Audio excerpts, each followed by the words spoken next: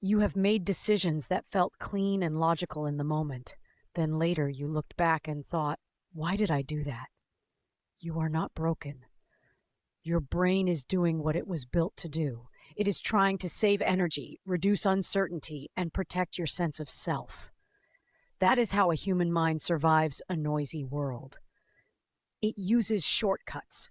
Those shortcuts are called cognitive biases, meaning predictable bends in thinking that feel like truth while they are happening.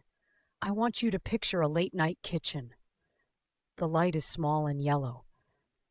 You are standing there with your phone in your hand, thumb hovering, about to send a message, buy something, quit something, promise something.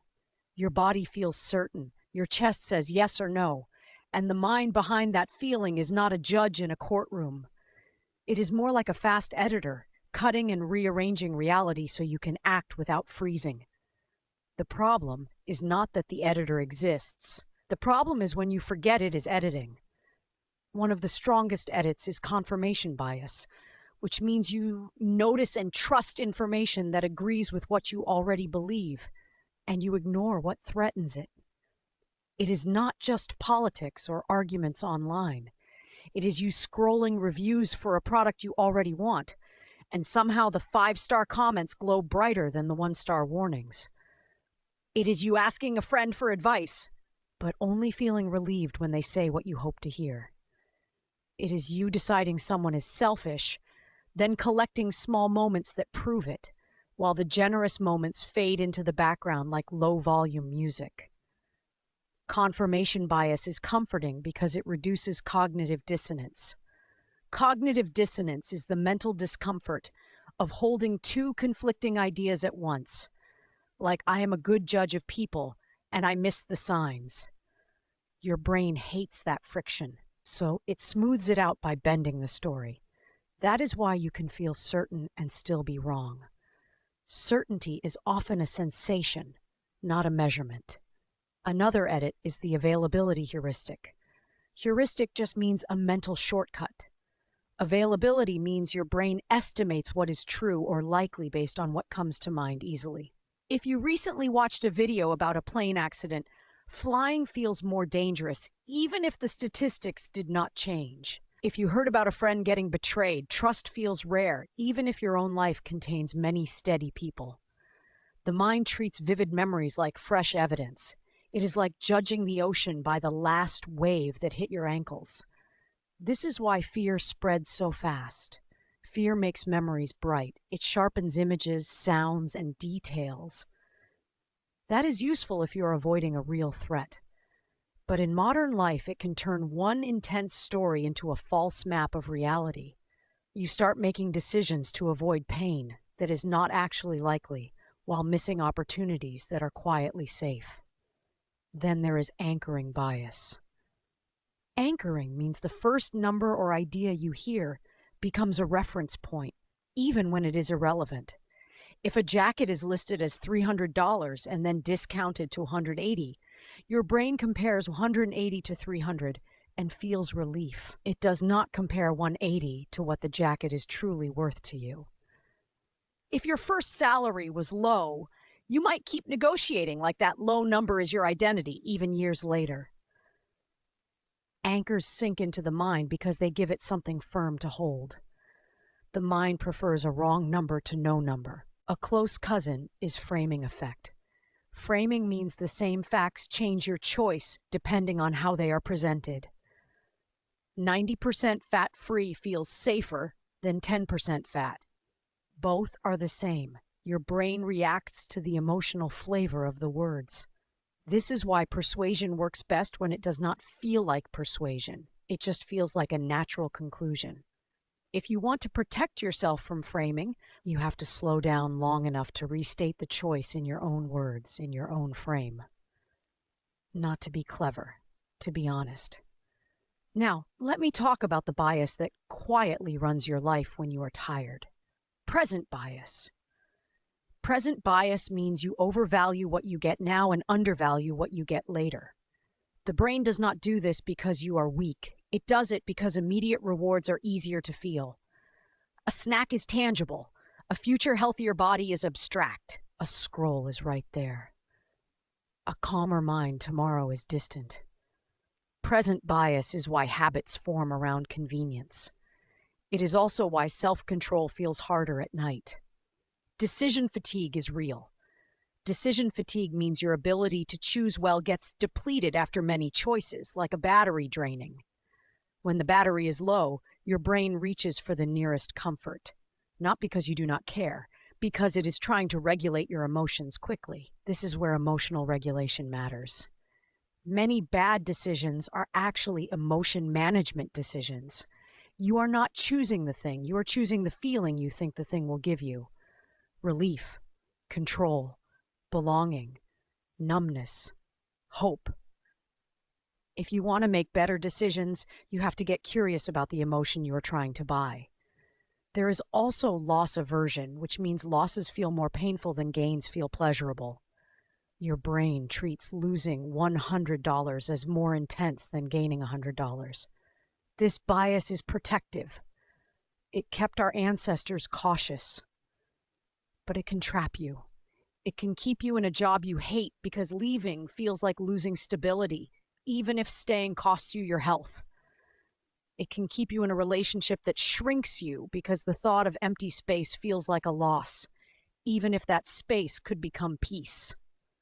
Loss aversion pairs with the status quo bias, which means you prefer things to stay the same, even when change would help. The familiar has a strange warmth to it, even familiar pain. The mind can adapt to almost anything. That adaptability is a gift and a danger. It means you can normalize what should be questioned. And then there is the sunk cost fallacy. Sunk cost means time, money, or effort you already spent that you cannot get back. The fallacy is when you keep investing because you already invested. You stay in the course you hate because you already did 2 years. You keep watching a series you do not enjoy because you already watched 4 seasons. You keep trying to fix something that is not fixable because you already tried so hard. The mind confuses past effort with future value. It is like carrying a heavy bag just because you already carried it this far. When you notice sunk cost in your life, you might feel shame. Drop the shame. Shame narrows attention. It makes you defend the bag. A better emotion is clean regret. Regret that informs. Regret that does not attack your identity. Identity is another hidden driver. If you see yourself as loyal, you might stay too long. If you see yourself as independent, you might refuse help even when it would change everything. If you see yourself as the smart one, you might avoid admitting you were wrong. Bias often protects identity more than it protects truth. That leads into the fundamental attribution error. This means you explain other people's behavior as their personality, but explain your own behavior as the situation. If someone cuts you off in traffic, they are careless. If you cut someone off, you were rushed. This bias is subtle, and it damages relationships. It turns curiosity into judgment. It also blocks learning, because if you are always the exception, you never have to change. A related pattern is the self-serving bias. That means you take credit for wins and blame circumstances for losses. Again, it protects self-esteem, but it can make you stuck. If every failure was outside you, then you have no leverage. And if every success was only you, then you miss the support that made it possible. A healthier place is an internal locus of control with humility. Locus of control means where you believe control lives. Internal means you believe your choices matter. Humility means you also see reality clearly. You can influence a lot, but not everything. So what do you do with all this late at night in the real world when you are about to make a decision that matters? First, you notice speed. Bias loves speed. When a choice feels urgent, your brain starts using shortcuts. Urgency can be real, but it is often manufactured by anxiety, marketing, or pride. When you feel that rush, you can name it. This is affect labeling. Affect labeling means putting words to what you feel, like I feel anxious and I want relief. Naming reduces the emotional grip. It gives your prefrontal cortex, the part involved in planning and restraint, a chance to come online. Then you look for the hidden question. Most decisions are not actually about the surface topic. They are about something underneath.